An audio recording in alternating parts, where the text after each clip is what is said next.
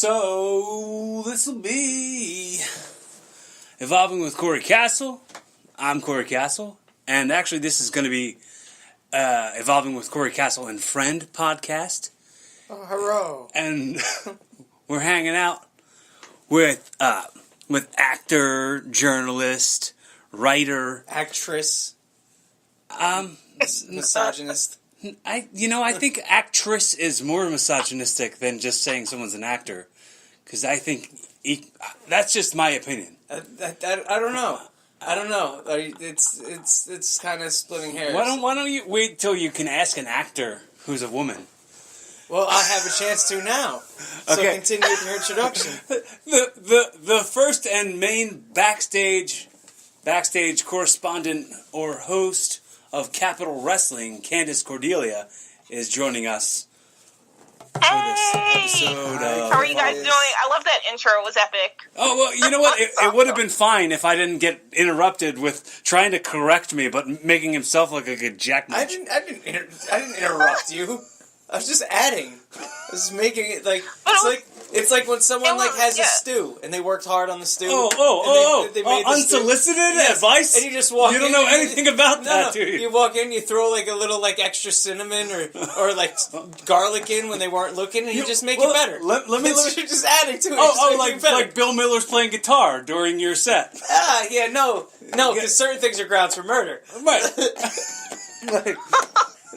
See? But you know what? You guys brought up a great question because it's something that I've thought about for years, and I don't know if I still have the correct answer, actor versus actress, when you're talking about gender. Like, I know women that actually get offended if they're called an actress and they'd rather be called an actor, and vice versa. So I don't even know how to even answer that. I guess it's just a personal thing. It's a personal thing. I don't think there's any right or wrong. It's like tomato actress. So considering that you're still curious on that, what are you leaning towards? Sometimes I switch it up, and I do it just to see how people respond. And usually people don't care. Like, right. I'll put, actress, because I'm a woman, and they're just like, okay. Mm-hmm. Or I'll just put actor if I'm feeling kind of like, in a different type of mood where I'm just more bold, I guess. And I'll just be like, I'm going to call myself an actor today because, right. it's I don't care about the genders. And challenge my role. It's Tuesday. I'm an actor. Yes, I dig exactly. I dig it. But I think it's a personal choice, dude. Yeah. So, I've had this question, and I don't know if I've actually asked you or not. Mm-hmm. But why wrestling? I was going the exact same direction. Oh my god, ESPN, fucking yeah. Why not, though? You know what? Oh, no. 1,000 How much time do you have? No, okay, well, that's sort of like a blanket cop-out. yeah. We're just getting started, No, you seem like a smart, upwardly mobile, reasonable person. Like, you're the exact type of person who doesn't get into pro wrestling. You don't seem to have any major... mental illness, you're educated, you're everything that's not usually what we get in the business. Like, you have, other opportunities in life, yet somehow you're gravitated towards the shit circus. You just offended. How many people did you offend just now? Oh, look, I love the people we work with. I think they're fantastic. I think 10% of the people in the wrestling business are really great people. Mm-hmm. The other 90%, it's, whatever you want to make of it. But the business itself is, let's just call it, I think cesspool is too nice of a word for, toxic waste dumps. Oh, look, it's just, what the good thing is that you only experience pro wrestling at Capital Wrestling, which is a good place. But, you don't have to see what the garbage is that's out there. There is some really not flattering stuff. Because if if I meet somebody whose brother wears jeans and he's a big fat guy and he wrestles in a wife beater, and he wrestles, and then he goes, "Oh, you're a wrestler. My brother's also a wrestler." So it's like we're the exact same, like that sort of thing. In his head, it kind of devalues what I'm doing, and in Capital, that's not really a thing. Like if you go to a bar and there's a guy with a T-shirt that has like a picture of boobs on it, and that guy, like, he might have a mullet, but he's still wearing trucker hats, and he's with a fat white lady missing teeth, and they're just alternating hands between beer and Mountain Dew. I can guarantee you that they're both wrestling fans. And more power to them. I mean, look, I'm from South Philly. Yeah, you know what? I was gonna shift off of that the wrestling stuff and just kind of get into your upbringing and all that stuff. Totally. Because it right. So what's up? Where are you from? Because it all makes sense in some way. Like, yeah, I'm from South Philly originally. Like my mom's not from America. She's from Trinidad and Tobago, but was born in St. Vincent. And for those who don't know where that is, that's in the Caribbean. So it's the best way to describe that is it's the island that's like the closest to Venezuela. It's like pretty much the last island out of the group of islands.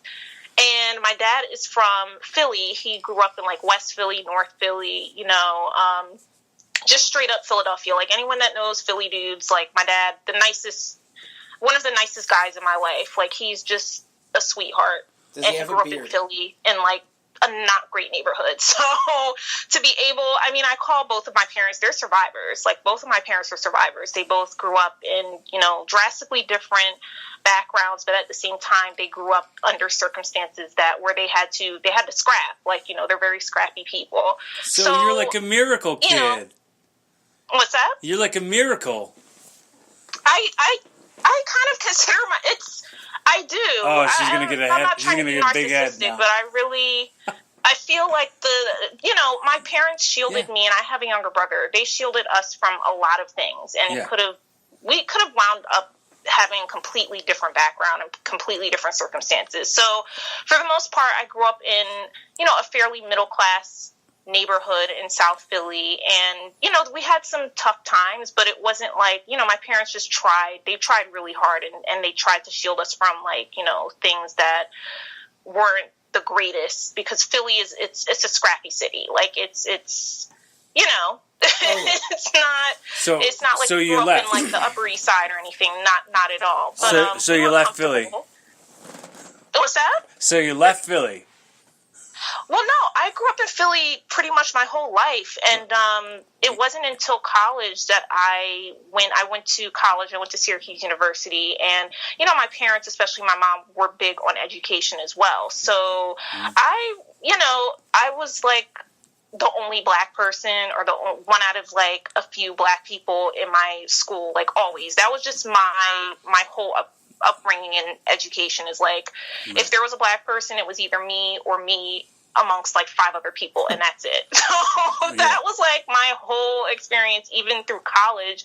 It expanded a bit, but for the most part, I kind of led a double life, because for me, having a parent that wasn't from America and having like living within 2 different cultures, I kind of felt always in between. So I had like my American life, you go to school, and I always felt kind of like an outsider anyway. And I think maybe that's why I gravitated towards wrestling, because I get that outsider mentality. I completely understand it. That was just me growing up. And I guess when people see me at first, they're just like, well, I don't believe that. I don't get it. I'm like, no, that was like, I was an outsider. Like, I definitely just did my own thing. I was a grade A student. Like, I loved school. I was a complete dork.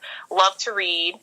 Grew up playing piano because my parents were like, you're playing an instrument. And I played sports. I did softball and basketball because I'm tall, and people are just like, "Oh, you're going to play basketball," and I sucked at it. But that's what I did. They threw a couple things on you. They were like, "You're tall. You're one of the only black people here. You need to get into basketball." Exactly. Racist. And I'm just like, no.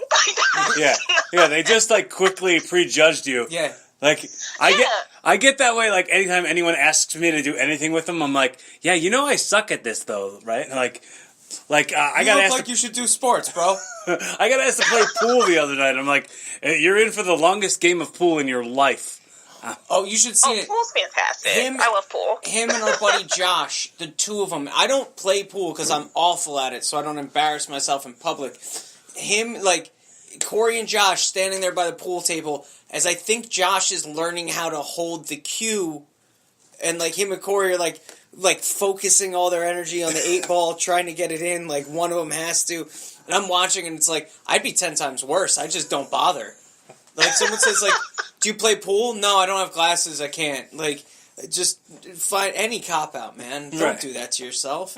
Well, I mean, I do enough. It's not that competitive, though. Pool isn't. It's not one of those things where it's you have to be perfect, unless you're playing for money. But you can mess up. I mean, no, my brother's a fucking ridiculously skilled pool player from just hanging out at bars his whole fucking life.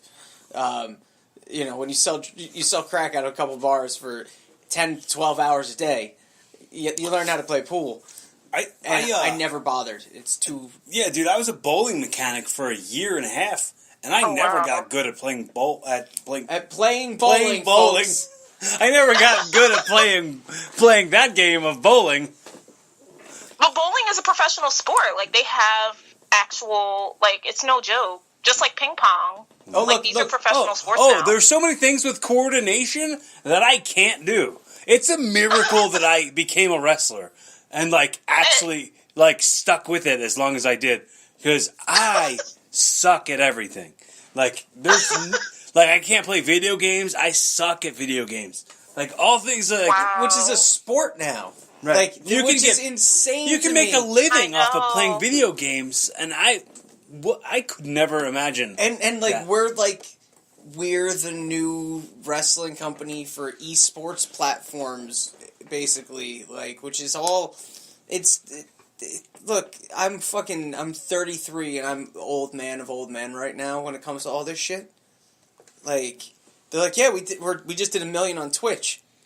Okay. Then I realized I don't know how to use it, at all. But Twitch, it's so funny. Twitch used to just be, when it first started, it was all, and I was, talking about this earlier today, it was literally all about video games, watching people cook, and I don't know if you guys know what a mukbang is, just looking at people eat food while they talk. That's all Twitch I never heard of used to that. be. So, how is this things? Exactly. So now that wrestling has infiltrated Twitch, and I think it's awesome. It's fantastic because why not? That's one of my mottos in life. Why not? Well, it seems to be. It's becoming a nerd culture platform. It seems like. Yeah. There's a lot of more niche towards 18 to 35-year-olds who didn't get laid till they were 21 or 22. Which is fine because they tend to be the most upwardly mobile who have the most money. Right. You have to gain personality and things like that, to make it out of the dork rut that you get stuck in. I'm living proof. Oh, boy. Except making money and things of that nature. Dude, the dork rut is too deep to ever get out of. It sticks with you even if you look cool to some people sometimes. Deep down, you're a dork. Oh, forever. dude, I know. Oh, believe me. You think the daily struggle is of do all this cool shit so no one sees how big of a fucking nerd I really am. No, absolutely. And we all have our dork things. I feel like everyone is a dork to a certain degree. Yeah. Everyone just has their own quirks and their own things that they're if you want to get into the differences of dork and nerd and all that. 6 dork degrees. Yeah, no, separation. But some people have things like money or medicine or cars or things building things. Man, I like building things with my hands and making shit. and it's like, I like stand-up comedy and pro wrestling. Like, but that's cool. See, that's cool to you, and there are other people that share that as well. So yeah, but what happens it's all relative. If a pipe breaks in my fucking apartment, that does nothing for me. You can't fix it, but someone can. No. You know, there's always a person that can do certain. Everyone has different talents, and I think that's something that I try to impress upon people, because I feel like, especially with our generation, I don't know, and this is just my opinion, I feel like people feel worthless if they can't do one thing or can't do another thing, and it's like, but no, that's not your talent. And well, that's it's fine. also like, if you can't fix a pipe, then you can't fix a pipe, but someone else will be able to fix that pipe. It's comparing yourself to people that's never gonna yield positive results. Don't compare yourself to people who can also like maybe they could do that, but could they crack a really funny joke as quickly as you could? But again, fucking right. Like, look, this is coming from the standpoint of somebody whose father like built things with his hands and like. Oh, you had a dad? Cool. I don't know what that's like. It's pretty sweet. It's pretty sweet. Not gonna lie. And that's amazing, because a lot of people can't say that. Oh, so there man. you go. Oh man, sorry, Cory. Oh my gosh. But yeah, it's going back to the whole, growing up and why am I into wrestling. It's funny because I would say like at least once a week now that I'm working with Capital, I kind of think, well, why did it take me so long to even get into wrestling? Because I feel it's something that I would have loved when I was a kid, but it just wasn't on the TV in my household. Like, maybe once in a while, because I have a younger brother and he used to watch it, and some of my younger male cousins watched it, but it wasn't like a thing that we sat around and watched as a family. It just wasn't. I barely knew anything about it except for Candace, how old are you? I mean, I will say early 30s. I don't, because I'm asking you this because I thought you were in your 20s. First off. I know. I know. Second off, so being in the same age range as both of us, the era in which you were like, oh, I can put wrestling on at my house as like an adolescent, was the raunchiest, worst era in there you go. Wrestling. Like, because my parents would have been like, no. Oh, what? They're pointing at their junk and telling people to suck it? This goes off right now. Exactly. Especially my mom. Like, it wouldn't have made past 5 seconds. She would have just been like, what is this? What are they saying? Why are they beating each other up? Who's in mud with panties? No. This is not acceptable. Exactly. When I went to my friend Scott's house once when we were kids during a pay-per-view, and they had that in-ring thing with Sable and Jacqueline where she had the pasties on. Yep. The pasties. My formative hands. years. And Jacqueline's nipple popped out. Oh, I remember that very well. And Scott's mom turned the TV off and sent me home. Wow. Oh, wow. She was like, nope. 59. I used to have to watch wrestling sometimes. Like, I would listen to, like, records with swear words in them. Like, I'd have to, like, wait till, like, okay, like, is no one gonna come and, like, pay attention to me for the next, like, hour? Alright, I can sneak on wrestling. Because, like, it was fun. The idea of, like, oh, I'm just gonna watch wrestling was fine. Until, like, one of my parents would inevitably come downstairs and see me at, like, 10, watching, like, there's blood all over the place, or, like, some other nonsense. Oh my and being God. like, what the fuck is wrong with you? Like, these are two upwardly mobile people who are just like, oh, great, we had a retard. Yep, just let everyone know, like, all the things we hope he's going to accomplish, like, yeah, no, he's watching wrestling. It's like the most like stigmatized as trailer trash thing that there possibly can be out for a kid these days. No, I mean, not these days, all days. Not just these days. It's like 24/7, Monday through Friday, or Monday through Saturday. Yeah, Sunday through Saturday. It's like Nike's, Newports, and WWE are the official sponsors of poverty. Yeah, like you just throw a PBR in there and a dirty hat and you got it. Oh my God. Like, I love it though. I love it, and I think it's because it's the actor in me also appreciates if I see a bad versus a good promo. Like, I like the theatrics of things, and it's not just the wrestling. It's just the whole show, which like kills me in the best way possible because I'll sit and watch like Raw or SmackDown or NXT, and I'm just like, yeah, I analyze the promos in a different way probably than a lot of other people because I'm coming from it from an acting perspective. Right. And then I'm, looking at the costuming, and then I'm looking at the wrestling, and I'm just like, this is fantastic. Like, I don't know.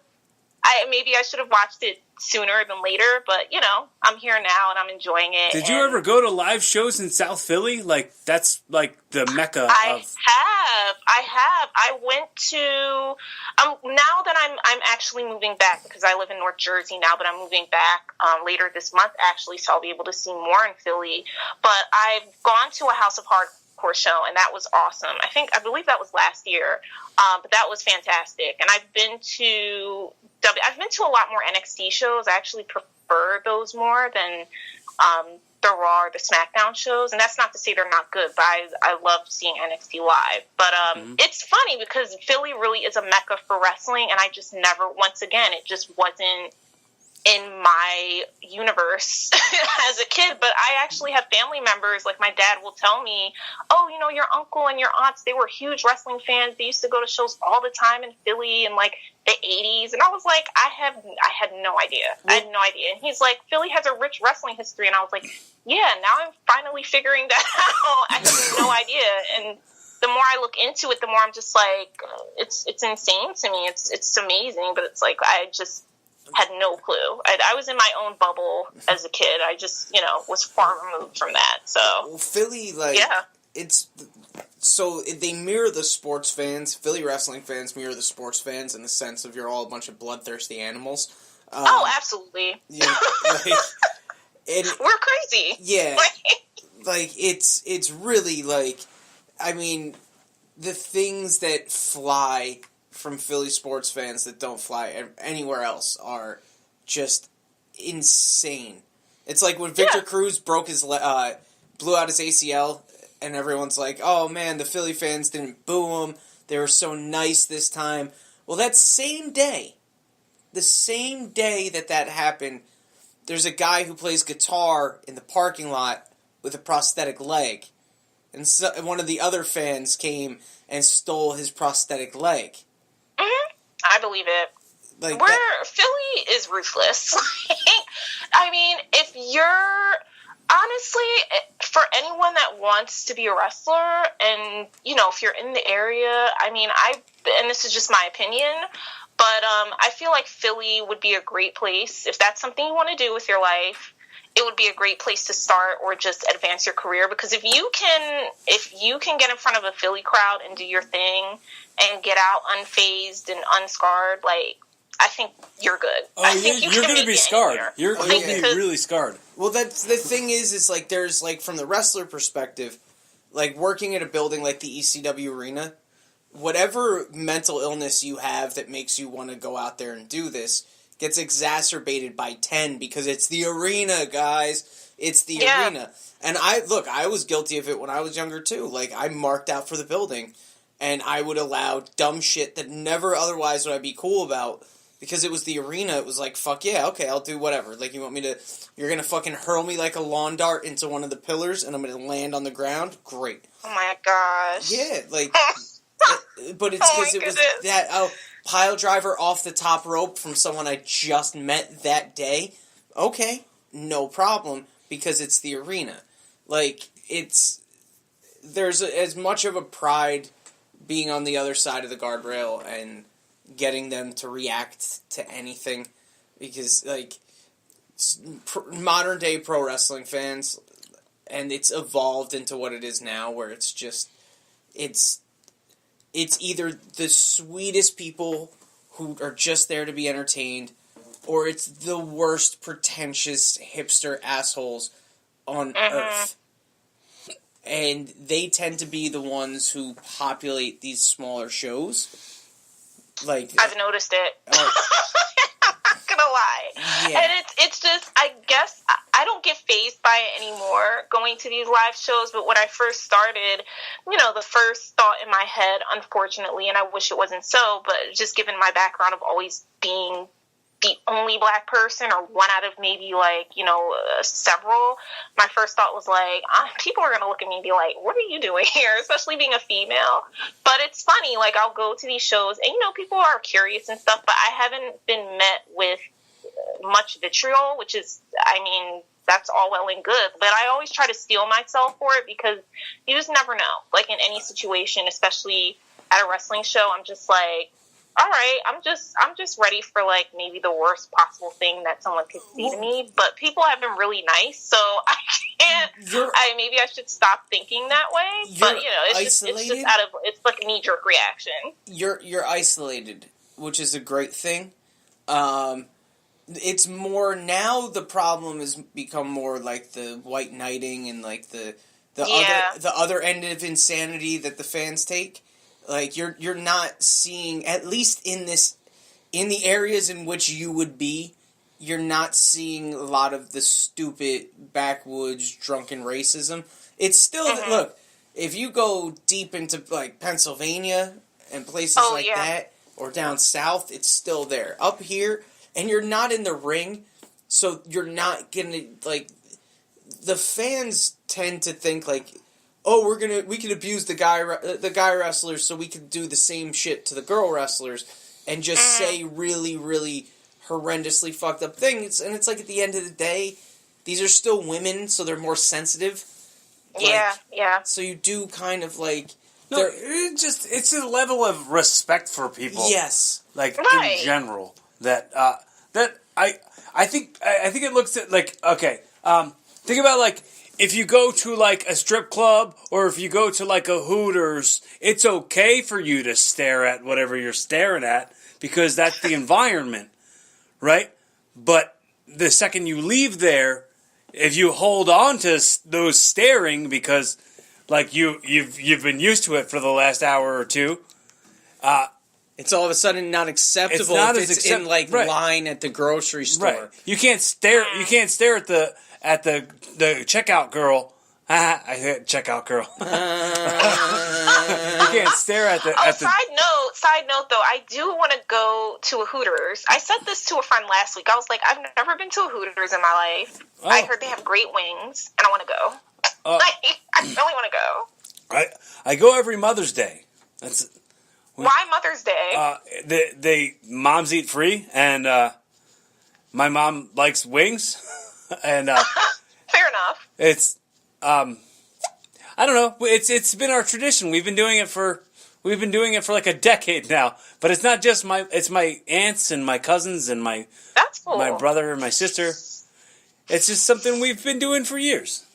But why, Well, when you move to Philly, let's take you to Hooters. Yes, I'm down. All right. I just want to say I've been and enjoy the wings and just kick back. That's all I want to do. I mean, they just taste like everywhere else's wings. They're all workers. All the girls there are workers. Like they're just trying to work you for a tip. Like it's of course. Like you take it for what it is. We'll go when there's a fight, and like we'll watch the fight. Like or like a Super Bowl or something. Or I'm totally down. They have big bowls of wings. One of them Sixers games. I don't. Yeah, watch one of them Sixers. I don't watch soccer. I don't know. Oh, you don't watch basketball? Yeah, I mean, no. I used to be really into that. I like basketball, but only like the second and third period. I don't watch the first period, and I don't blame you. When there's not enough touchdowns, I kind of turn the game off. But when when they pull their goalie, it turns into a better game with more home runs. You just put all that in there. Yeah, I'm not a big sportster. So I can tell, but there's nothing wrong with that. There's nothing, And by the way, I have mad respect for you too, just like being in the wrestling business. And I tell people this all the time. It's like I have so much respect for wrestlers. I really do. No matter, it's not an easy thing to do. to wrestle. It's just not easy. And it's funny because people are like, oh, it's fake and it's this and that. And I'm like, no, these people are actually putting their bodies on the line. Like, it's not a joke. But one thing I won't do, I'm not taking bumps. And I told them, like, I'm not taking a bump. Good. So I'm just not Candace, doing it. can I say some stuff there for a sec? Yeah. I love that you respect it, and I appreciate it. I really, really do. But, like, I recently, it's such a weird thing. Like, I used to, like, just the last couple of years, like, younger wrestlers coming up to me and being like, oh, wow, I used to watch you when I was a kid, and that kind of stuff. It used to make me feel a certain weirdness, or like them talking about, like, how I inspired them in some way, or like that I had a memorable match that they liked. It used to mean so much to me. I think it really made me feel good to know I was giving back to the business. And now I had a comic do open mic for the first time and saw me there, and he was like, "Hey man, I saw you do stand up at Helium. You're really funny." And that meant to me just as much as giving back to the wrestling business. Like, just that's cool. Somebody saying I was a funny comedian on an open mic. Like, it's like no, but I'm the same. I get it. Believe me. Like, it's if another comic tells me I'm funny, it's like when like a TV wrestler told me like, you might have something, kid. Like, it's the same. Like, oh my god, it's like all the same like juices trigger in the comedy world. It's a strange thing. I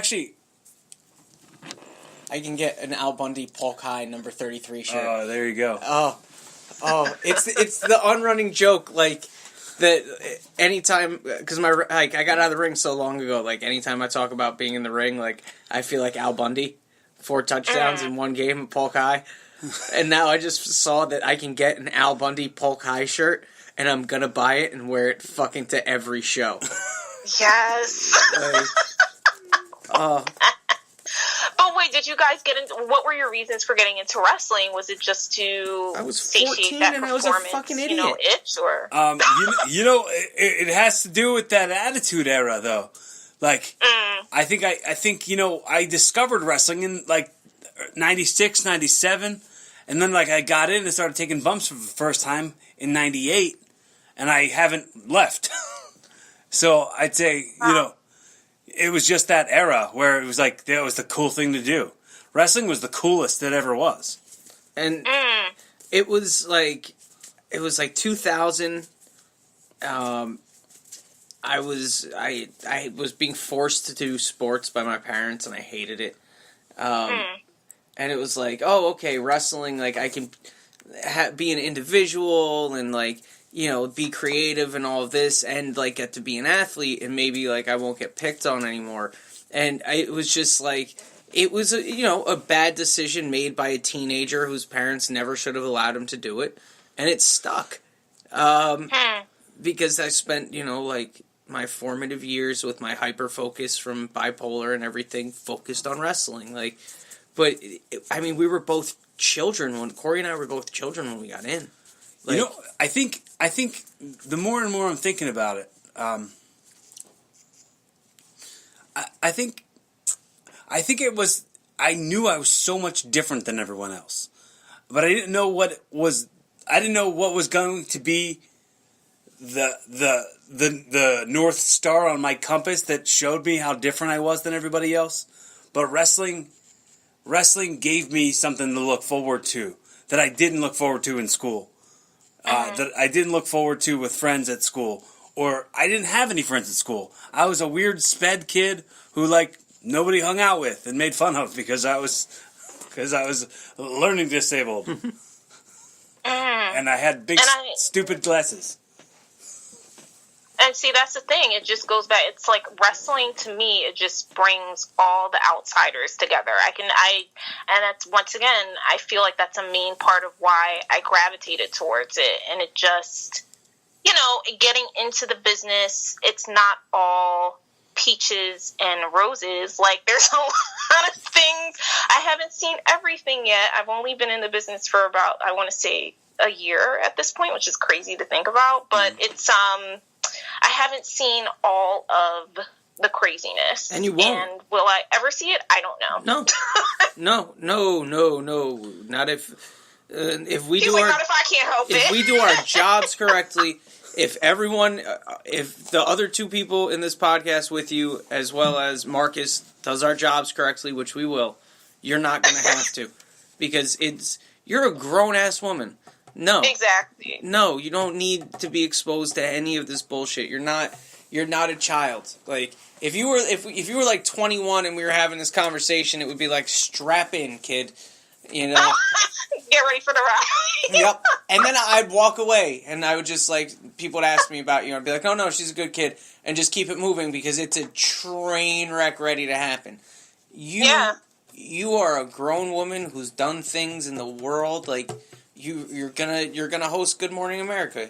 You're gonna, like, I laugh because it's like, it's just funny. I laugh because I used to work for ABC, and it's like, I used to go past that whole building, like where the Kelly and Ryan show are and stuff like that, and it's just like, I don't know if that's I mean, I'm just letting things happen. I'm just letting things happen, but I'm very focused. Like, I always have a little plan, and I always just try to make sure that I'm not detracted from that, because I've seen how people get really, they stay on one course and they say they're going to do stuff, and then they just straight up get distracted. Like, and it happens, but it's a shame. It's it's a shame. And I try not to. Give me like an example of that? It could be a lot of different things. I mean, you don't have to be specific enough to like throw somebody under the bus, but it's all good. It's like, and it's not bad distractions. Like, speaking from a female perspective, you get to a certain age, and sometimes you're thinking, oh, well, I want to have kids, for instance, or you fall into a bad crowd if you're a little bit younger, and, drugs happen, things of that nature. Like, I've seen people just make, like, really bad decisions to the point where it's innocent decisions, too. It's just like they could be indecisive. They could think, oh, I want to do everything, right, and they can't focus on one thing. And then they end up trying to do everything, and then they turn around, and it's like 5-10 years pass, and you're like, oh, I haven't accomplished what I wanted to accomplish because they just were so anxious to just get out there and do stuff. It's many different things. Like, for me, just in school itself, I've seen people, it's also a big part of it is self-confidence. I've met a lot of people who, when you're talking about self-esteem and self-confidence, they're talented and they want to do things in the world, and sometimes they just don't do them. Like, I've seen kids, more so some of my brother's friends, they're extremely talented. They know how to paint, they know how to draw, they know how to do so many artistic things, but they come from backgrounds, or they have people in their families that are just focused on them getting money, and they're just like, no, just don't even worry about that. You don't need to go to art school. Just find a job and right, yeah. So it's do like that and it's get like money, and then they end accept up other people's limitations. Exactly.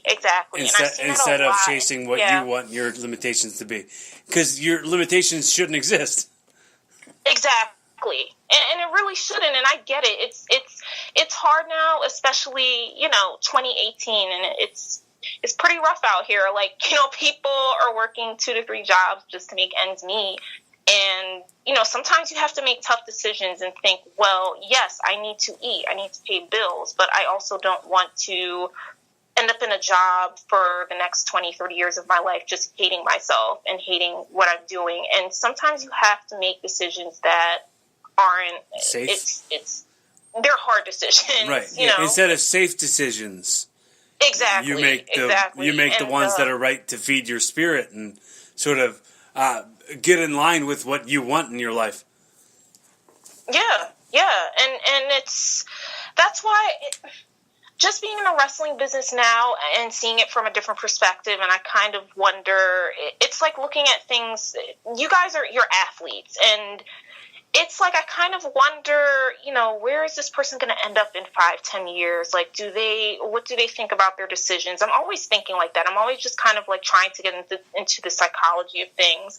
And it fascinates me because, especially for wrestling, your body can only take but so much. So I'm just thinking, do people have a backup plan? And I know that I used to be that kid that hated like talking about backup plans. I come from the school of thought where it's like you pick one thing, you just rock at it, you just go for it, and if you have a backup plan, what are you doing? Like you're not focused. And now as I'm older, it's just like, well, maybe you do need a backup plan. Maybe that's not a bad thing. It's not setting yourself up for failure at all, but maybe you have to think about that, especially when you're working with your body all the time and you're taking all these bumps. And I sometimes wonder about things like that. I don't know what your guys' thoughts are on that, but it fascinates me. Yeah, I think we're operating on the same wavelength. Yeah, it's you start to realize that your body's resiliency is a finite resource, right? And you start to realize like you try to ignore things and be like, oh, well, this won't happen to me, when you see old guys who are, their brains don't work properly. Like, you can evidently tell when somebody's not all there. You see things like that, and it starts to make you reconsider what you're doing. Even when things are going well, or you get your bell rung, and you feel fuzzy for a couple of days, and it's scary. Like, at 17, I had my first major scare, and I lost feeling in my legs for, like, a minute. And it was something that, like, for the rest of my career, feeling that, like, knowing what that felt like, never left me. I did a match in Ace, and the guy kicked me, like, right in my spine, and my arms went numb. Oh, yeah. Oh, my gosh. And at one point I remember, I took a pile driver and I moved my legs while I was going, and I spiked right on my neck. Yep. And I lost feeling in my arms again, and I was like, all right, I'm gonna stop trying to lose feelings in my arms. Yeah. Like I remember like looking at my arms and opening and closing my hands really quick, like shaking my hands to get the feeling back. Like that's like just something you do because you're pursuing this crazy dream and you think it's going to go somewhere, but I'm out in a parking lot. You know what I mean? I'm outside in a parking lot wrestling on a canvas that's super hot from the sun beating down on it in front of maybe 25 people for about $10, and people are wrongly convincing you that this is how you get good. This is what you do. And it's like, is it though? Is it? And it's definitely something that, it's you see the guy, there's a level of delusion in the pro wrestling business with people who it's like, oh, I'm gonna make it. It's the same with acting. I think it's almost a little more the lengths guys will go for wrestling as opposed to acting. Well, like, the difference is, man, like, with acting, the movie business is never going anywhere. That's always going to be a billion-dollar industry. Like, pro wrestling, it's such a smaller window. Well, it's that, and it's also... Well... It's a bit... it's... and I'm speaking, from a female perspective. Maybe for a male in the acting business, there's a larger window, but unfortunately, we still live in a world that for a woman, it's like once you hit a certain age, someone's grandma. Not everyone can be like Meryl Streep. It's like you start to think about that stuff, and it's really sad because you're gonna have a girl who's like 18 and she's trying to make it, and then when she hits like 30, it's like you're competing against 18-year-old, and you're going to have those producers that are just going to be like, oh, you're too old. And 30 is not old at all, but it's speaking from that perspective, there's a smaller window, unfortunately.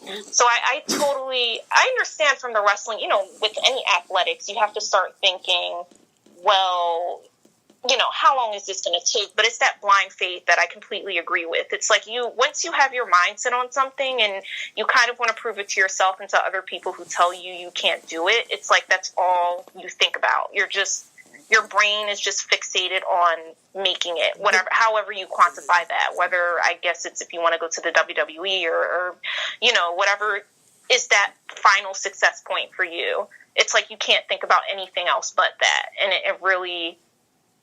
Yeah, I get it, though. I absolutely get that. One of the main differences is that with acting, like, you're going for a role.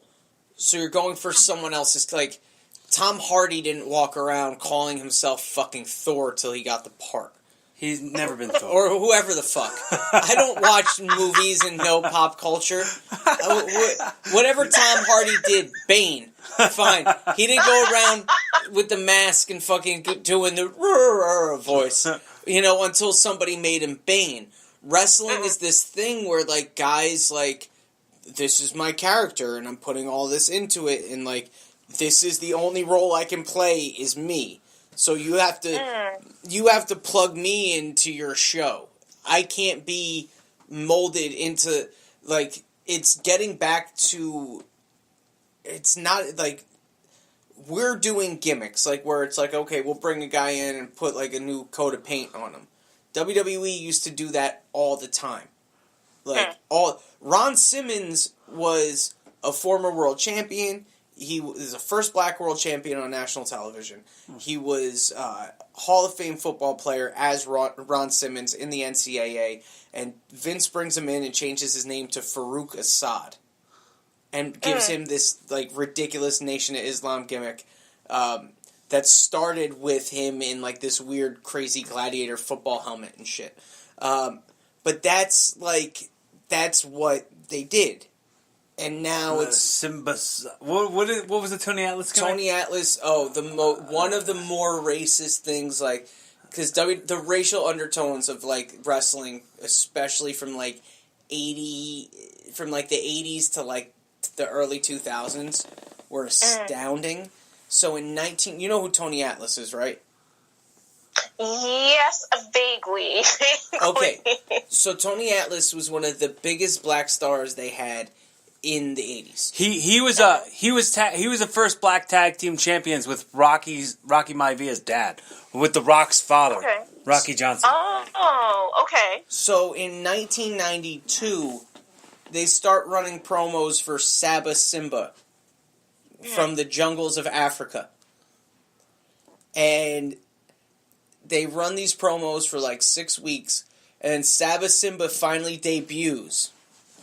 And it's Tony Atlas in, like, this cartoony African tribal garb. And within 30 seconds, Roddy Piper calls it out and goes, "That's Tony Atlas." And you hear Vince fumbling trying to cover it. But that's the stuff they did. Like, did you ever hear of Akeem? Yes, I have actually, yes. Okay.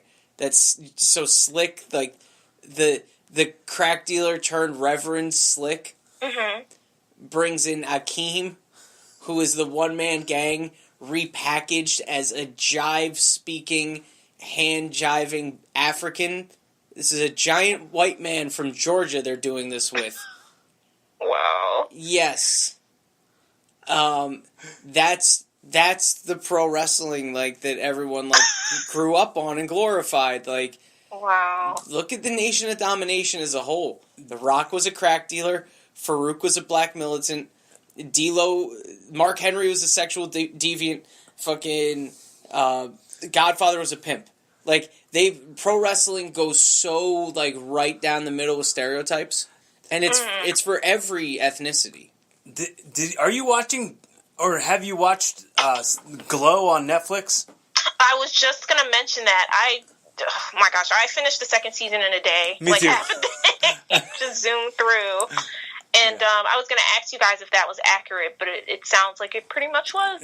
Oh, it's a pretty good representation of like how silly things can be. Yes. They, you know, like, you'd think they're trying to turn up the silly. No. Like, I've seen sillier things. Oh, yeah. Like, look, that's nothing. Some of the things, like... Look, Human Tornado was, like, a blaxploitation character come to life. And he's a great dude and a fantastic worker. But when he would do the James Brown kicks in the corner and do, like, the spin, like, all the cartoony shit. I've seen guys wrestling as frogs. Like, yeah. I have a friend in Australia who wrestles in a lucha mask and calls himself Australian Wolverine. Like, amazing. Yes, like, that's pro wrestling. Us having a hot dog is and not... Exactly. It's magical. Far-fetched at all. Like, that's something that's completely in the realm of possibility in professional wrestling. Mark Henry had sex with Mae Young and she gave birth to a hand. I heard about that. On national television. I've seen clips of that, and I'm like, where else can you get away with this stuff? Unless it was like some Z-list horror movie. Like, I mean, where else are you going to see this? For a mainstream audience. Gene Snitsky caused Lita to miscarry and then punted a baby into the crowd while claiming it wasn't his fault that she miscarried. Amazing. Because Kane hit him in the back with a chair, and he hit Kane in the back with a chair, and then Kane fell on Lita, and then she miscarried. And that happened in this century. This isn't, that's not even like 90s stuff we're talking about. They had an apartheid gimmick in 96. Oh my gosh. The Truth Commission, who were a group of like South African like soldiers for hire. Wow. There's no way that could pass now. There's absolutely no way. Look, none of this shit could. Roddy Piper. Oh, there's a porn star gimmick. Yeah, there's Val Venus. Val Venus. The porn star. And everyone was like, is he really in porn? I remember that being like the question. Yeah. And then, what else do we have? Oh, Roddy Piper painting half of his body black to wrestle Bad News Brown at WrestleMania 4. Wow. Yeah. I mean, you know, it's amazing. It's just amazing because where else? And there's a reason that I never experienced seeing all of this when I was younger because it wouldn't have happened. It just wouldn't have gone down in my household at all. But now I can see all of this on YouTube and relive the magic and just, you know, what I missed. Goldust's whole run, like up until like 97, was just a lesson in homophobia. Like, wow, he was kind of gay and like would make like sexual innuendos at other guys. So he was automatically the most feared and hated guy in the company for like 3 years. Was it like a shoot that like Scott Hall wouldn't work with them, or was that just a? I have no idea. Was that an angle? No idea. I know like the first time I saw like that he got like kind of like half stripped from his bodysuit and he was wearing lingerie under it. At like 11 years old, I was just like, "What the fuck is going on?" Like, wow, 11. I mean, that's not too bad.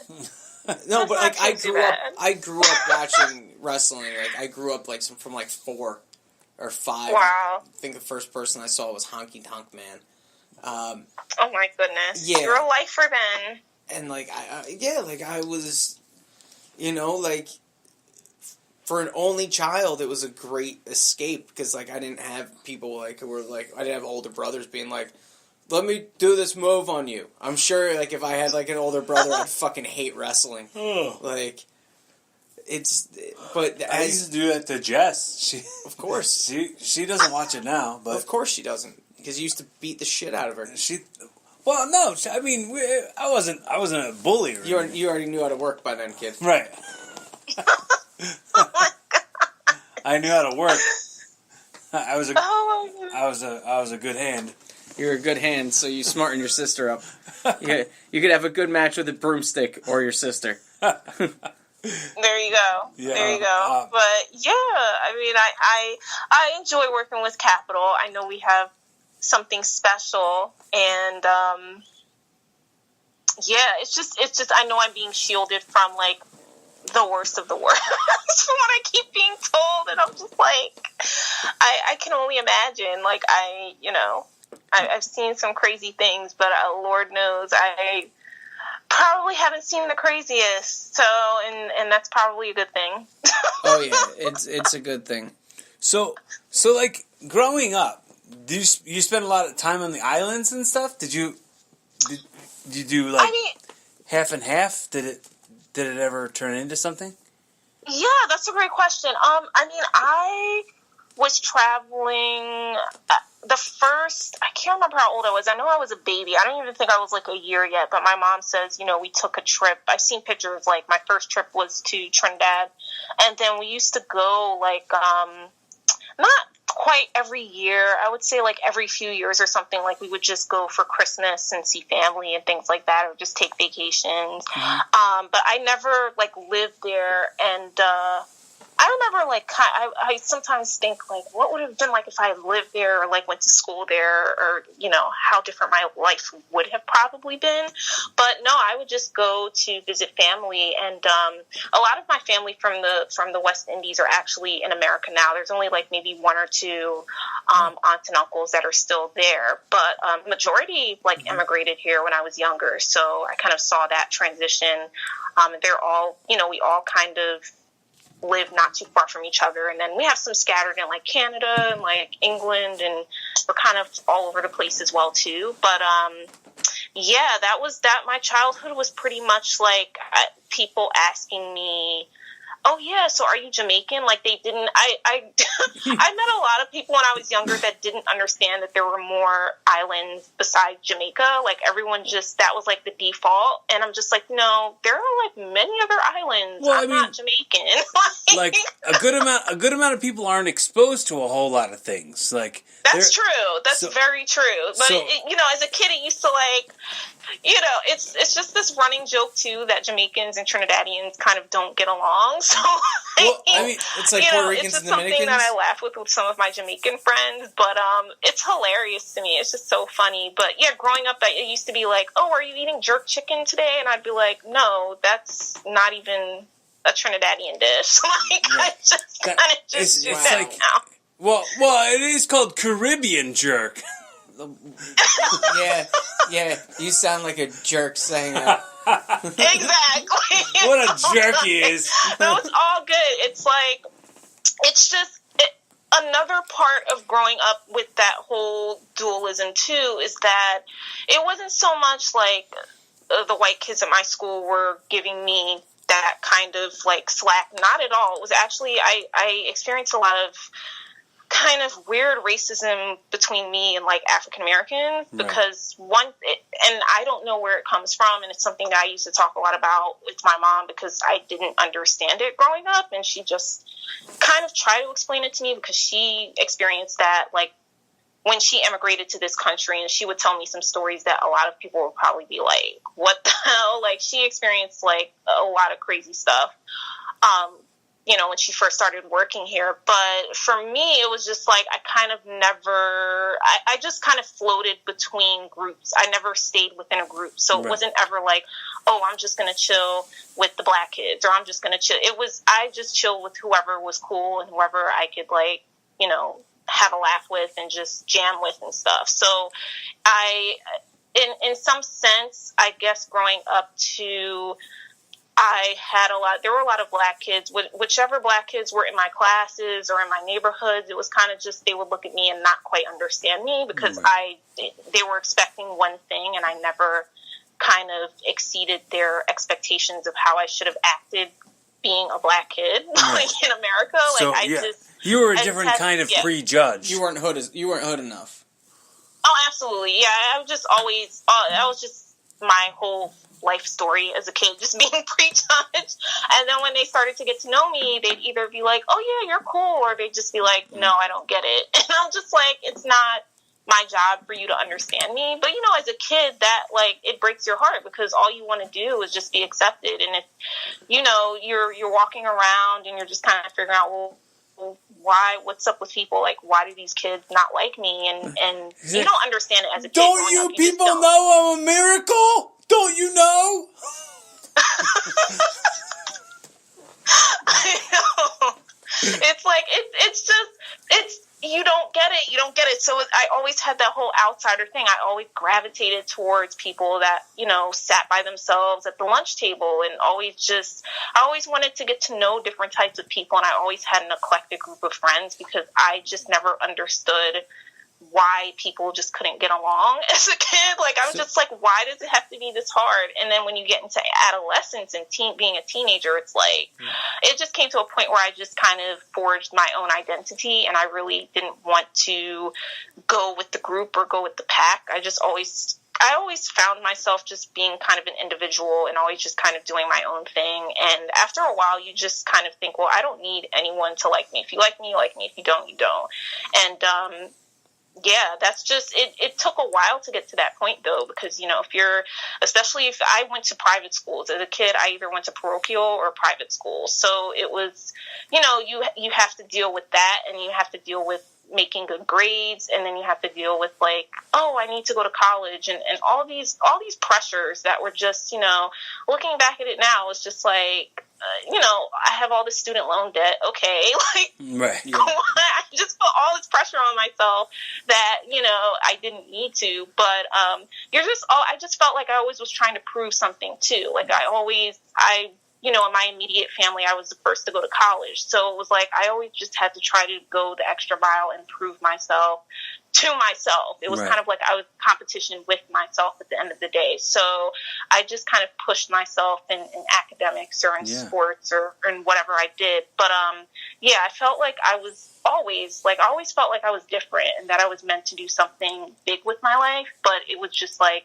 how to get there, the journey of it all. And yeah. So that was me. And then, yeah, I'm 5'10", 5'11". So coupled with that, I just stood out always. You don't need to brag about, you don't need to brag about your height. Like this, the two of you with your like, oh, look, I can reach the top shelf of things. Like, yeah, I get it. See, that's what, it's a blessing. I don't even want to call it a curse. I love being tall, but it always was like, yeah, can you get this for me? Can you reach this for me? Can you play basketball? And it's just like, dude. All the better air and points of view. And I could sit anywhere at a concert and see everything. I used to be self-conscious about that, though. Like, I always used to think maybe I should be towards the back because I always used to think there was someone behind me that was just, like, cussing me out in their head because I was, like, in the way. Probably me. What's that? Probably me. Or someone just like me. Was you? Yeah. Way back in the Philly day, like, I was so self-conscious about that. And then after I was like, whatever. Like, I want to see this concert too. Like, I can't help my height. But starting out going to shows, it was just like, dude, I feel so awkward because people are probably like, why can't you be in the back? Like, you're that tall. Yeah. Like, I want to see it too. But, just go to your height power rallies. Like, you guys. Oh gosh, but then, you know, when you get into dating too, that's a whole other, the height issue. It's like, what are we gonna do here? Yeah. Like, look, like, I'm 5'6". I tried to like dating a taller girl once, and it was because like I don't want to call it emasculating, but it's certainly like you're going like I could do my height, like I could do like maybe an inch taller, but like this chick was like 6 feet tall, and she was beautiful, gorgeous. She was like a model, and we were in college, and like I went out with her twice, and I was just like, like if the whole relationship was sitting down, I can certainly do this. But you're like, I can. we eventually have to go out in public together and like standing, and we can't just sit at the diner and make eyes at each other. So this isn't gonna work because you can dunk a basketball. But it sounds like she didn't have a problem with it, or did she ever say? No, she was the one who was like pursuant of me, and like I just couldn't. It was, you know, the combination of she was a white girl and she was tall. Like, it was just kind of like two things that, like, I wasn't looking for. I love how honest you are, which is great. You're just like, no, I just, those are my preferences. And she didn't meet the preferences, so like, I can respect that. I respect that because she was classy too. Like if I date a white girl, she has to be what's the proper terminology? Trashy as fuck. It tends to be my type with white girls. Like, wow. Yeah, it's pro wrestling. Pro wrestling fucked me up because like the women I was attracted to as a kid, because of professional wrestling were like 34-year-old like ex-strippers. Wow. Yeah. I mean, it's so funny to me because I feel like when I got to Capitol and it was just like the feedback is incredible to me, and I'm just walking around like I don't care. Like I've just been in so many awkward situations in my life that I'm at the point where I'm like I really don't care anymore. But I was just kind of wondering like what do people think when I'm walking around? Because like there's no one else that looks like me around here, which is fine. Like I'm cool with that. But I'm just wondering, and the feedback, it was like, oh, you're so classy. Like it was this big thing. Yeah. Like it's never been seen before. No, you're not. You're not supposed. It's like, oh no, you're not supposed to be here, not looking like trash. Wait, what are you doing? Why are you no? Literally, why? people are like, what?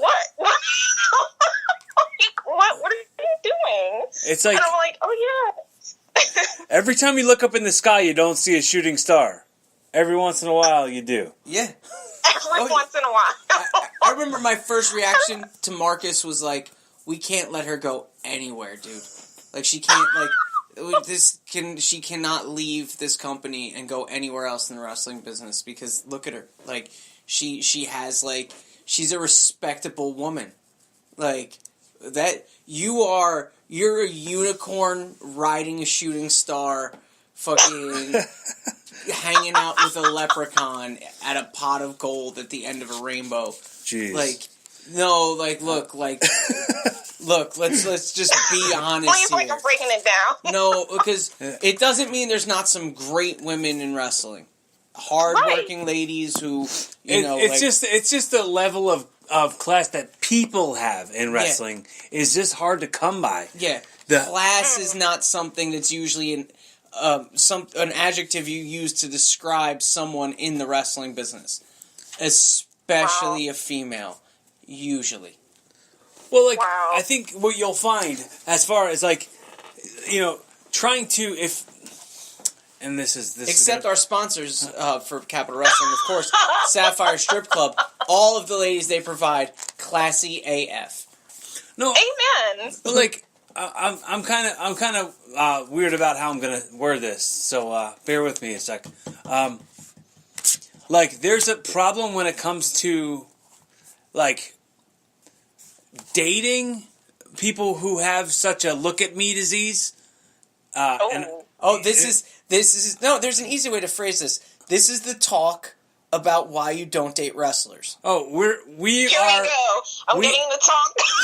No, I'm talking about, like, if I was to date a woman in the wrestling business. Yes, this is like, a dual-sided talk. This is not just a one directional thing. This goes both ways. Like any female that I encounter that happens to be in the wrestling business also has this incurable look at me disease that I have. That's very like, oh, you're going to get attention from me until you decide that you want attention from others. And it's tough. It's really tough because it's like you're in this performance zone, and it's not a ever genuine zone. I mean, there's exceptions, of course. I'm not saying like that this is blanket. Of course, there's definitely exceptions, but it's hard to come by because stability within security, who you are, is really tough when it comes to performers.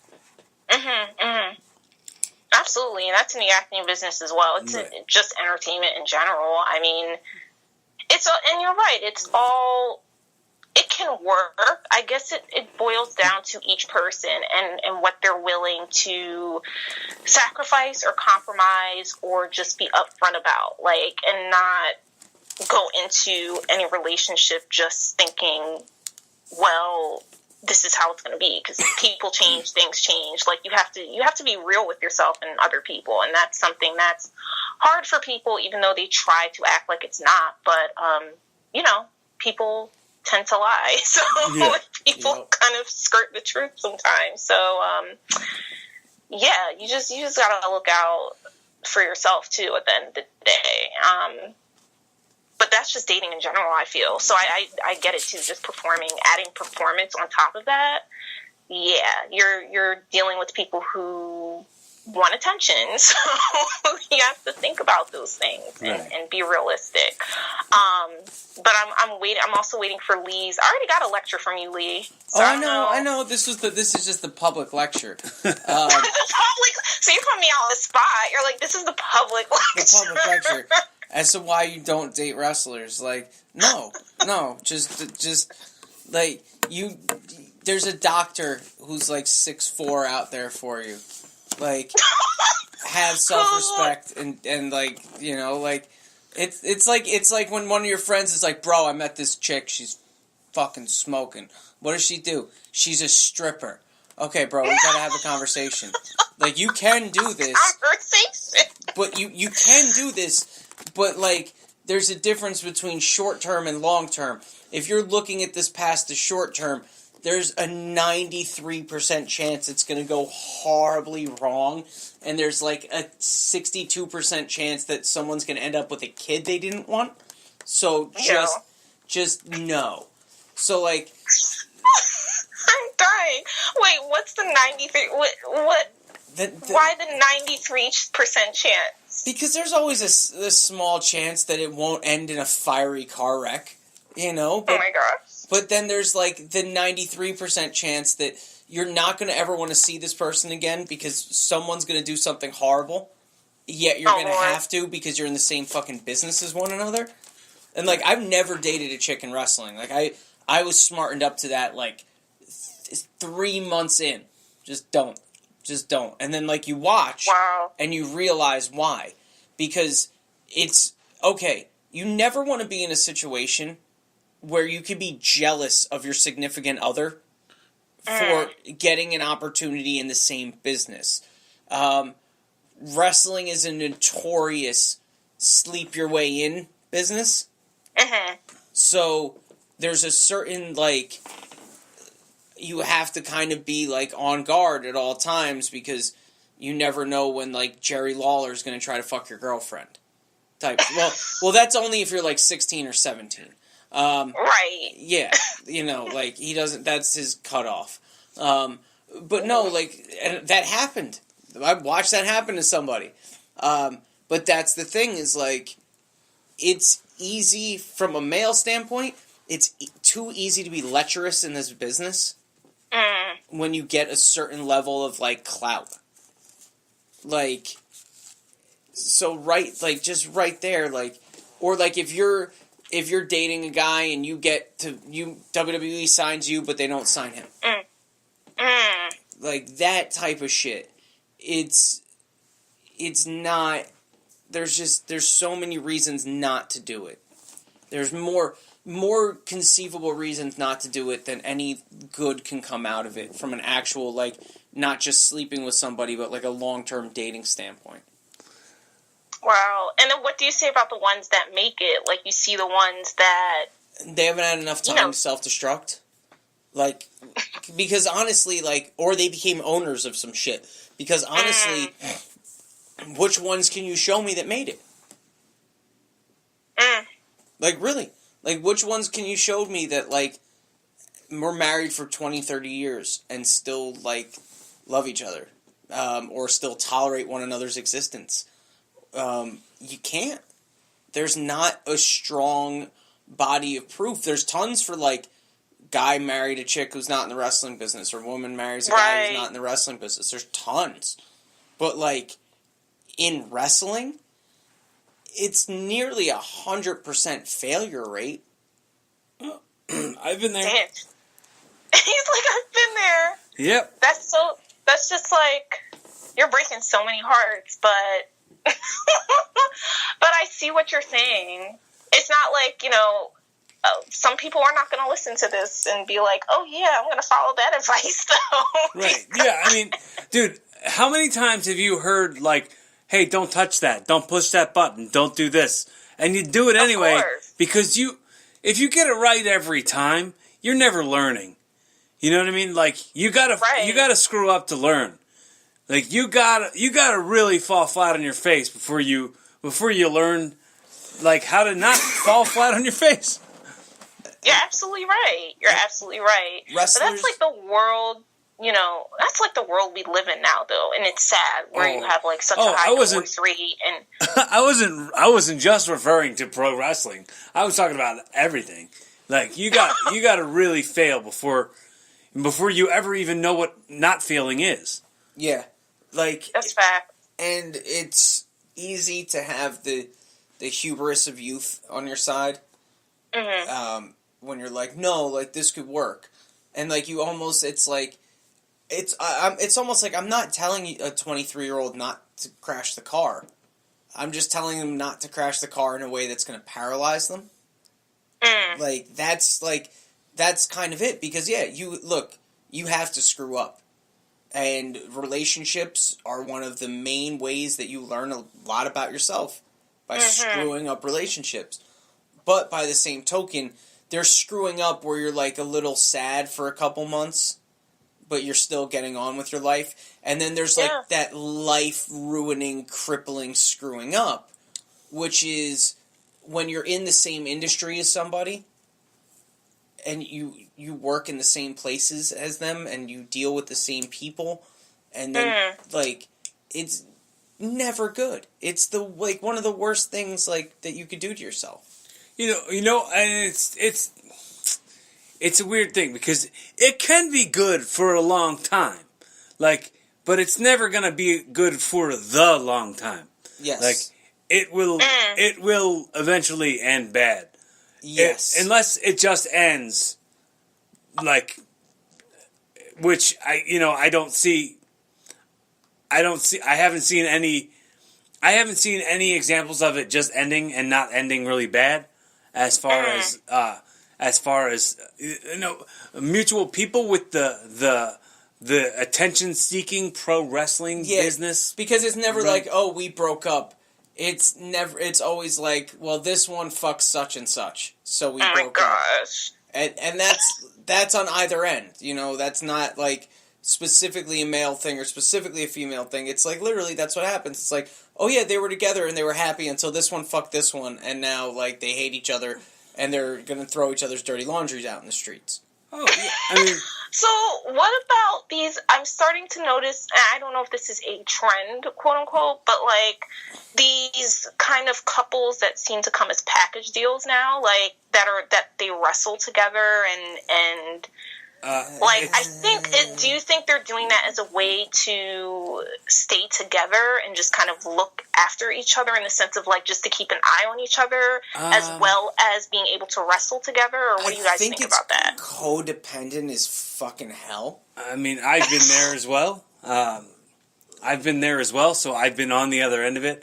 I really think that traveling together with somebody you're in a relationship with, as far as going to shows and stuff like that, it brings you closer. You both are doing a thing that you love doing. I think it makes you better. It makes them better. You know what I mean? Like, I honestly, like when I say it wasn't bad the whole time, like, it's for real. It's not. I'm not doing everything. I'm not doing just the complaining about it, because it was great. It was great when it was great, but when it wasn't great, it wasn't great. Like it's one of those things that I don't. There's a big part of me that, from a psychological standpoint, doesn't think it's healthy. In terms of like being around each other all the time like that, and like for romance, like. one of the most unromantic things you can do is be in a fucking car with somebody for 6.5 hours. Oh, I thought you were going to say a stinky-ass locker room. Yeah. Because that's also not very romantic. Yeah, and, like, it's one of those things where it's, like, I don't know what it accomplishes. Like, if that's it, like, okay, like, you gotta get your girl booked, so that way you got a thing, and, like, you want to be Savage and Elizabeth, fine. Or you want to do whatever, fine. Like, but I see it as something that could be problematic from a promoter standpoint, because what happens when these two fucking break up? And then I have, like, well, now I'm in a position where I can't book one or the other, you know. It's a lot of shit that can go wrong. Like, that's a lot of bringing your relationship into the business as, like, a part of the business is a lot of moving parts. And there's more chances of something to go, like, you know, like, look, if you want to do it. I'm not going to sit here and say otherwise, because Cory's saying it does bring you closer. But it's the fire of the car wreck is always kind of what I look at. Like, oh, this couldn't just go bad. This could go so fucking bad. You know, and I do really feel it's codependent. Like, I know when I've been in relationships where it's like, we should do everything together. I was at my worst in terms of my emotional wherewithal. Yeah. Like, I was at my most codependent. I was at my most, like, needy and, like, just ugh. So I don't, you know, like, I think this is the one thing I think hasn't been done that I think should. Is these couples who are doing this. Film yourself going on the road together and doing all these shows and show each other, like, kind of, like, script it out in the car where, like, oh, she's beating the shit out of him, you know, like, she's going a little harder tonight because of what he said to her in the car about, you know, fucking not throwing McDonald's wrappers on the ground. Or, like, unsolicited advice! No, I think it would sell. I think fucking everyone's so caught up in reality TV. That would be amazing. And I think everyone's so caught up in reality TV and fucking everyone else's lives that if you did it like that, where it's like, oh shit, like, they were just arguing like crazy, like, maybe, like, they're gonna just, like, maybe this isn't, like, a work, you know? Like, I think that there's a lot of different angles you could play with that and have it go over well. I just feel that everyone... Okay, so this is my problem with pro wrestling. It's all so fucking pro wrestling. Like, there's no... Like, we're watching shit from 1996 and everyone's kind of doing the same thing with newer moves. But there's no real, like... Okay, play with the medium. There's a couple things that are popping up now and then. I like to think we're doing one of them. Lucha Underground being one of them type thing. But I really... The way people cover the news has changed dramatically since the 80s, right? You know, sports, the way sports are covered even. And sports themselves in a lot of ways. Dramatically. Pro wrestling is kind of just the exact fucking same. Yeah. You know? And it's bothersome. And, you know, it boils down to creative, though, too. It's like, I'm not a lifelong fan of wrestling, but even in just the short time that I've been watching it, I can tell it boils down to the storyline. And there's so much, like you said, there's so much you can play with now. There really is no excuse. Like, you have so much more at your fingertips in terms of technology, in terms of just, like, turning on the TV and using pop culture to kind of, like, push what you're trying to do forward. Yes. There's so many things that one can do now to just elevate the medium and just bring it to a different level. And I don't know if I don't know why it hasn't been done yet. I don't know if it's kind of like you have one faction that's just they just want to stick with what's already been done and just kind of keep it old school versus people that are trying to do something different.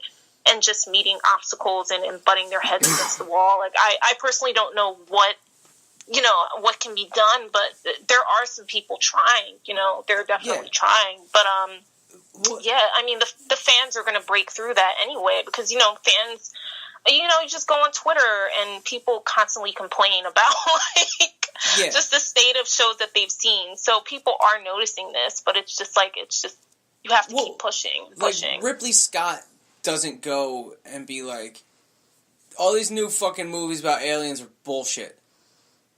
They don't have the alien psychology right.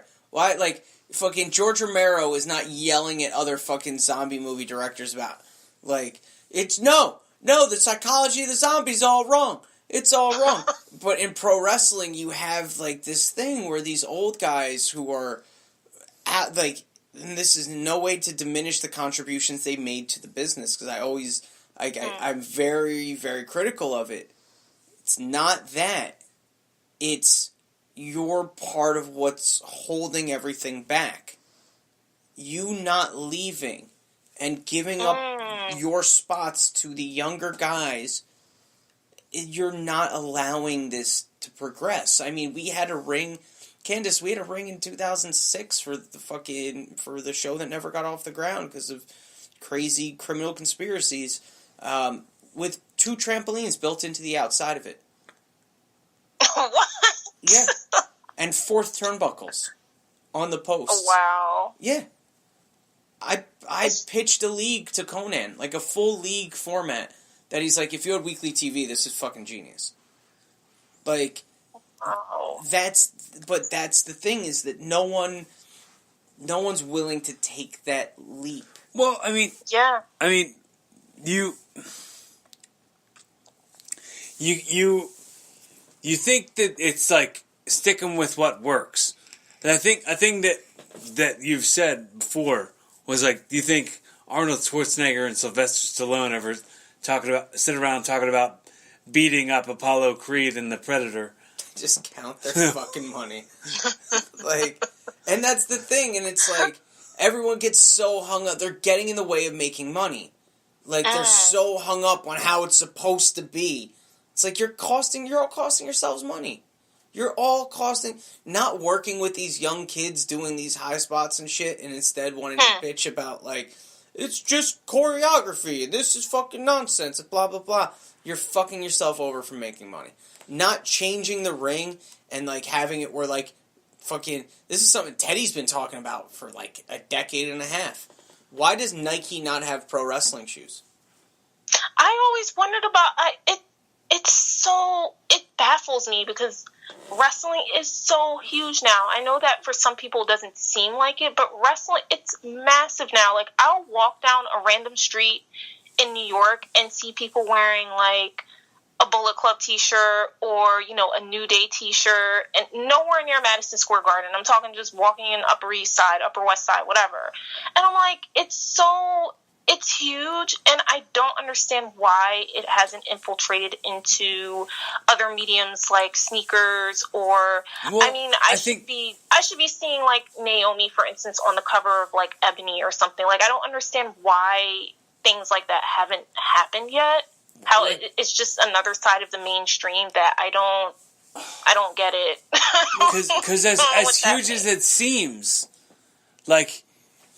you can go ride your car down the block and you can see a strip mall that has an MMA place in it anywhere. But where are you going to find a wrestling school? Where are you going to find where are you going to find if you just walk through your mall, how many people are you going to see that are actual wrestlers? Probably not a whole lot.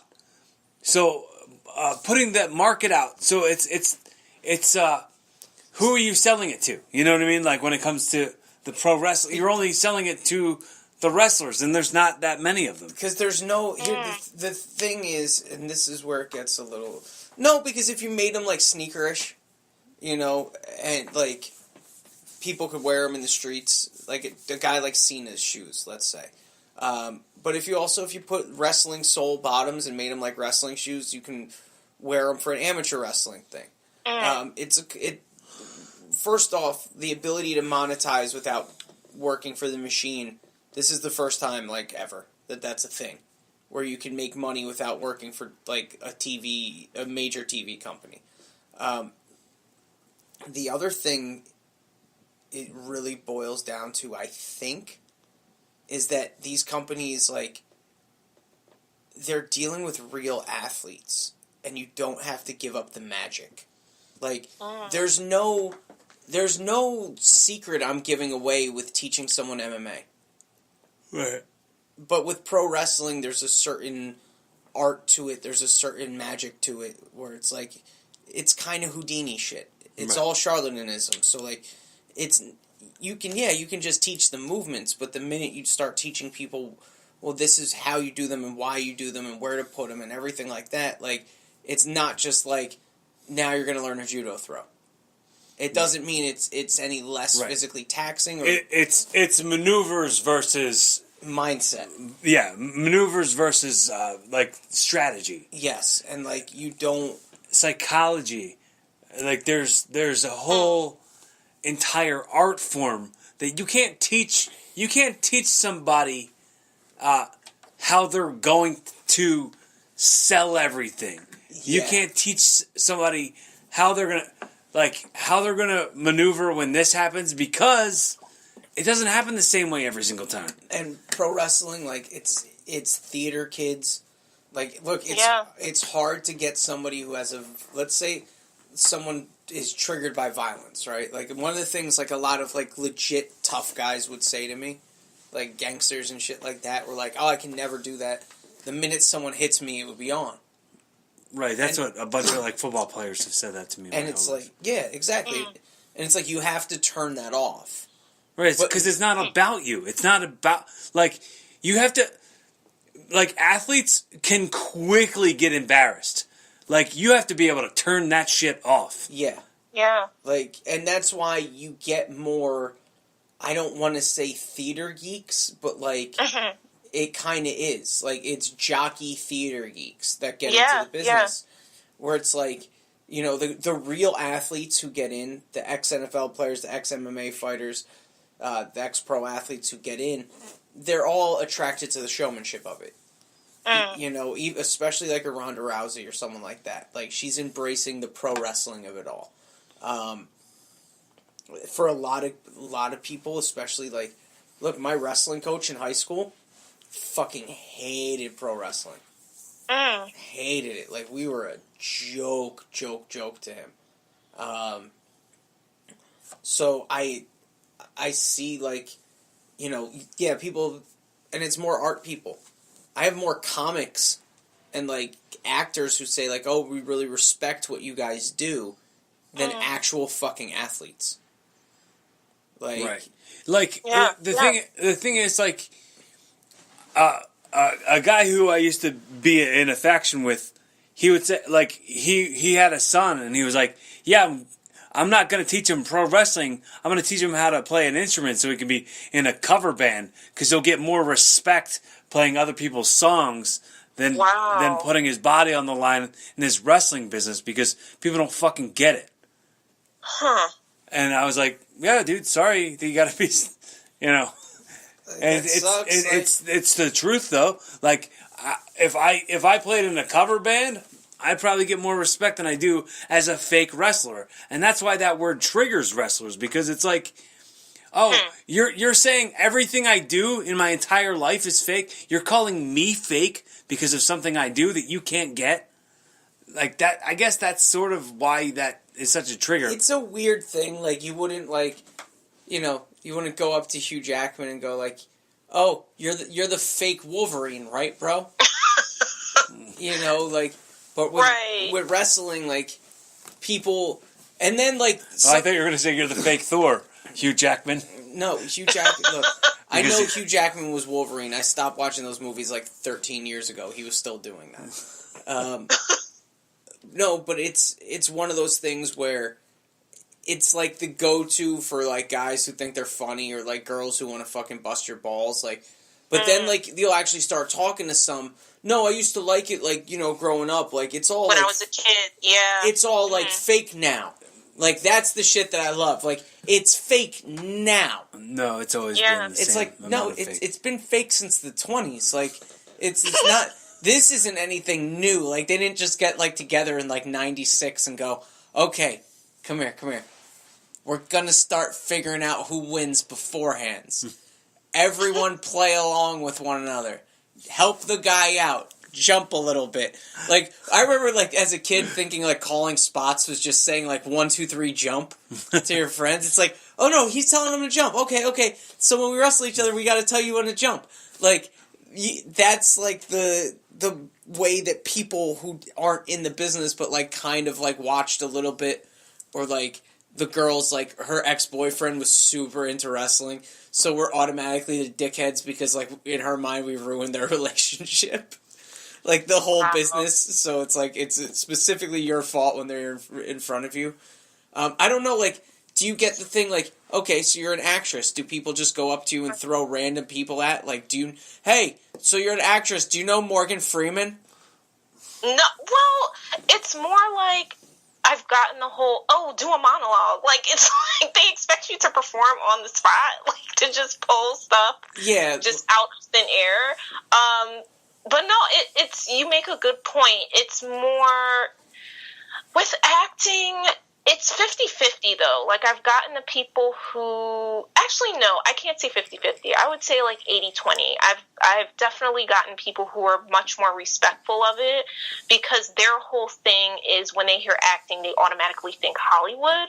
And it's just weird to me, because as we're talking about wrestling and people calling it fake, it's like, Hollywood is all smoke and mirrors. Like, it's not, people just have this glamorized notion of the acting business and what it entails, and they just think, money and fast cars and cool people, and they think it's, just glamorous. But everyone else who's realistic about it and knows the deal, it's anything but glamorous. Like, it's not, you're trying to go into a business where, you have CGI and things are fake, and when you get to that point and you see it for what it is, it's just a job like any, it's just a job. It might seem glamorous because you walk on a red carpet sometimes, and you're up, if you get to a certain level, you can be up for award.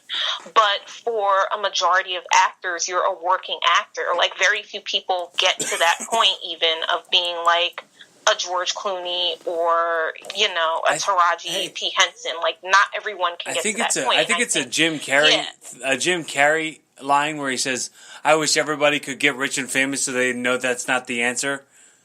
Absolutely, exactly. Right. It's just like, it's fun. It's like, I guess people think that once you're an actor, then you're just going to be super famous. And I'm like, most of the actors that you see are just working actors. Like, they're trying for, if they can get one role on a TV show, like a really popular TV show, they're cool with being on that TV show for the next, like, 6, 7, 8 years if they're lucky, if they're on a hit show. Yeah, because most of the time they're unemployed. Yeah. Right, exactly. And you're just a journeyman. You're really just auditioning for your next job. It's not like you're going to be this big movie star like a Brad Pitt. And I know that might, like, bust a lot of people's dreams and bubbles, but that's the absolute truth. Like, it takes so long. Like, if you talk to a lot of these actors that are, famous now, they'll tell you it took them so long to get to that one point, to, like, get that one big break. Like, they just busted their tail for years and years and years on, like, and then you look at their biography and you're just like, oh, they were on that soap opera, oh, they did that bit part, they were an extra, like, you have to do horrible shit to get those roles, depending on, absolutely, like, and like, it's weird. Like, I'm thinking, like, Burt Reynolds, like, I've heard some ridiculous stories about Burt Reynolds, and it's just like, Burt Reynolds, like, you were, like, casting couch fodder and just had to be, like, raped and molested by old men to get roles, like, but you're like, that's the thing. Oh, Lord, you're like the guy. Well, like, we were talking about Twitchell's yesterday. The comic. I hung out with him a lot during the shooting of this movie, and he told me that the guy who played Kaneki in Grease was actually played John Travolta's part. And John Travolta got it because of casting couch stuff. Yeah, like, they teach that in acting school. Like, I had an ex-girlfriend who was an actress tell me, like, Yeah, no, they teach that in acting school, that sometimes you have to, like, suck a dick to get a part if you're a guy or a girl. And it's like, oh, okay. Like, I mean, look, pro wrestling, there's a lot of guys who got their spots from sucking a lot of dicks. I'm not gonna say otherwise. But it's definitely one of those things where, like, like you're saying, the perceived glamour of it all, and then the actual existence of it, like, sitting at airports all day fucking sucks. Oh, yeah. You know, like, having to fucking... It's like, oh, I'm responsible for, like, all this shit. Like, if I don't show up on time, everything's fucked up. Like, no one cares about, like, my actual life, and if I, like, don't want to do this right now or whatever, no one gives a fuck. Like, that's kind of that's the shit that people don't see. You know? The money's nice. But, like, we have a friend who's fucking in Australia right now filming, and the money he's going to get from the project that he's doing from the studio is pretty rad. But the amount of fucking shit he had to go through and the physical toll it took on his body and everything, like putting 60 pounds on for a role in, like, 4 or 5 months, like, he almost died. Yeah, and people don't realize that they don't realize that sacrifice. Like, they hear these stories about, oh, Christian Bale had to lose, like, this many pounds for this role, and for some people that sounds cool, and they think that they can do something like that, but when you're really thrown into that situation and you're told, oh yeah, you have to lose this weight or gain this weight in like a month, and you just are faced with the reality of, like, oh, if this doesn't happen, like, I'm just going to jeopardize the jobs of so many people on this crew because I can't get this together, or they might replace me, like, either or. It's just they don't see the intricacies of how much pressure is put on you just for this one role that might not, I mean, the role could either make or break you. Like, there's so many people that we've seen on television or in films that they're phenomenal actors, actresses, but they've been in some projects that were duds. Like, they've been in some things where it's like, why did you take on this role? Like, why did you do this?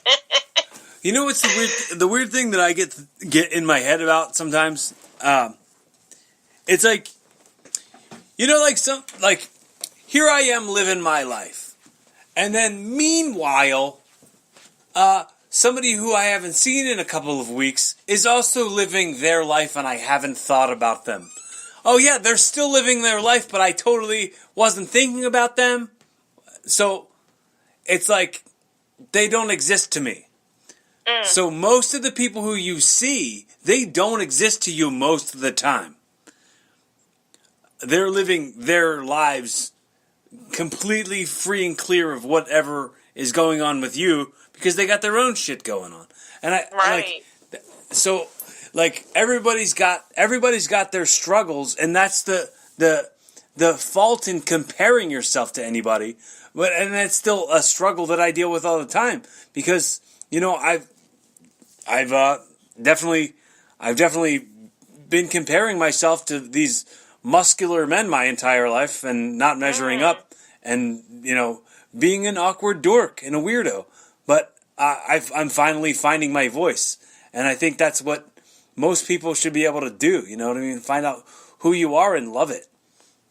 Yeah. I love that. I always wondered about that, actually, now that you mentioned comparing yourself to these other muscular men. Like, I wonder in the locker rooms, like, are you guys sizing each other up? Like, because for the most part, I've seen people be really nice to each other. I haven't seen anything really off-putting, but I just wonder when the guys walk in and you're standing there, like, do you guys just, like, look to see how much more muscular another person is, or does it matter? Or? There's parts of that, yeah. I mean, there's dudes who, like, you know, they're like meathead guys who are like in the gym constantly, and, like, you know, like, there's certain.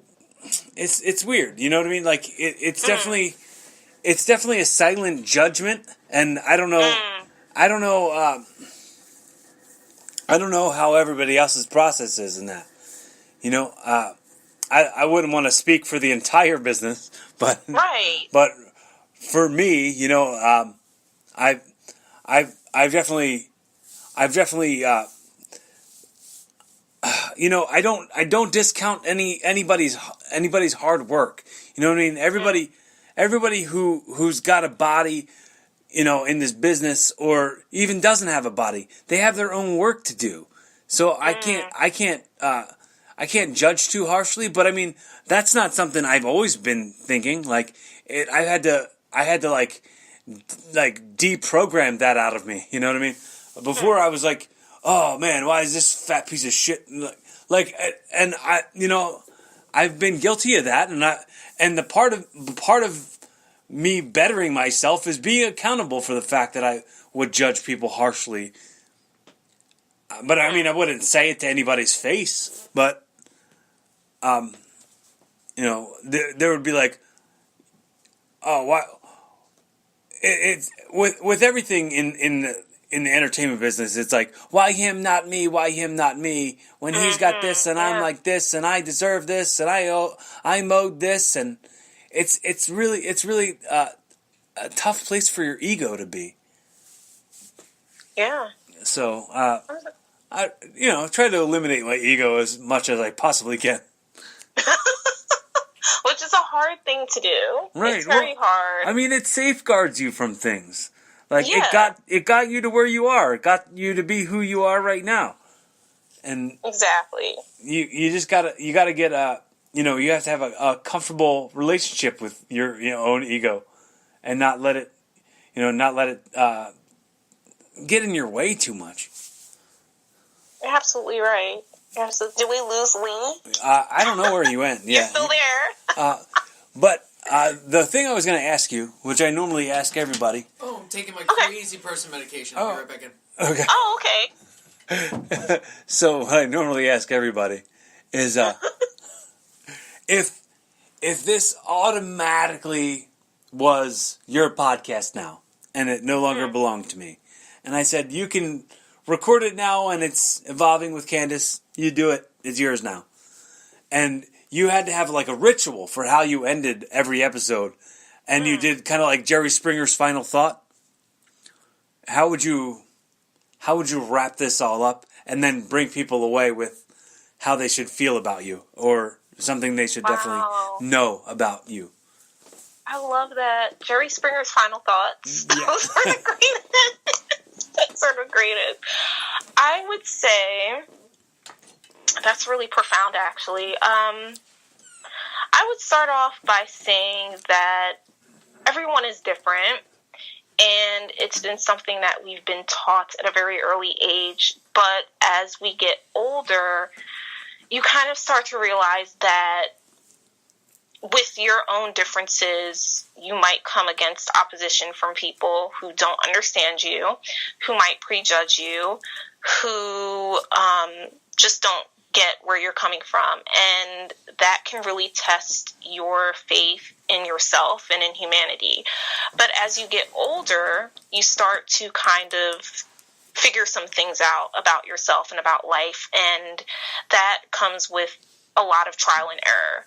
And you have to be comfortable in being okay with making mistakes. And as I like to say, taking public L's, sometimes you have to take them in order to find out who you are and to be comfortable in yourself, and to just know that sometimes people suck, and that's okay, as long as you are comfortable within who you are as a person and what you want out of life and your own life journey. And you have just an inkling of what you want to do, even if you don't know what you want to do at an early age. If you just have like a germ of something that you love and a passion, that you should totally go for it, because you never know where you can end up. You can end up being a doctor. You can end up being a wrestler. You can end up having your own podcast like this. But I think you owe it to yourself to take that chance and take that first step and make some smart decisions along the way, even if you make mistakes, which is completely okay. At least have a little bit of common sense. And I would just also want to say that you'll figure it out and you'll find your way. And it might take a long time, and that's okay. But I think as long as you're able to design your own life, which I think is really important, that you have the freedom to make your own choices and not let anyone tell you how to make those choices. No matter where you come from, your background, your ethnicity, I think that is extremely powerful and important. And I hope that everyone gets the chance to do that, because I think it's your birthright to be able to do that. So yeah, that's how I would end that. Just go your own way, go your own path, live your own life, and live your best life, and do what you feel is necessary to be a decent person, and a person that can contribute something of worth in the world. And whatever that worth is, quote unquote, or that success, only you can define that. Don't let anyone define what worth is and what success is. That's up to you to decide and come to that conclusion. So I leave you all with that. Well, that's awesome. You're awesome. Yes. You're great. I liked it. I loved it. Thank you. Love you, Candace. This Thank was you for amazing. coming on this, And this I want wonderful podcast. we got Cory Kastle. if you're moving to Philly this month, come here. Yes. Come over. Yes. Hang out. We'll do another one. We'll go to Hooters because that's something you want to We should do. do an episode at Hooters. That would be hilarious. That would be great. I would totally interview the girls. I'd be like, I would just get deep into the how they got there. You might learn something. You could be Cory and I's wingman. Wings. He's wings. At the Oh, the Hooters. puns. Yes. Oh, the puns. The witty Yes. puns. I love it. But this was great, guys. I truly enjoyed this. I just enjoyed everything. I learned so much. Thank you so much. All right. Thanks so much, Candace. Thank Is you. there anything else you want to Have a great catchphrase night. it? You want to throw anything? Because normally at the end I say a thing. So you have a thing that you want to say? Catchphrase it real quick. Oh my gosh, catchphrase. Make a catchphrase. Just a catchphrase that I make up. I'm trying to think. Do it. Oh my goodness. Actually, I'm looking at a sign right now, and it's saying "Enjoy the little things." So there's your catchphrase. All right. All right. Everybody who's listened, if this is your first time listening, go check out old episodes and rate and subscribe and do all that fun stuff. Like, share, subscribe, and follow, and tell your friends if you liked it. If you want to hear my Johnny Pemberton episode that I just did, and I have a Mark Norman episode. Give those guys a listen. They're the top listened episodes. People love those. And as always, keep evolving and enjoy the little things. Yes. Bye, guys. Thank you. Thanks, Candace. Bye.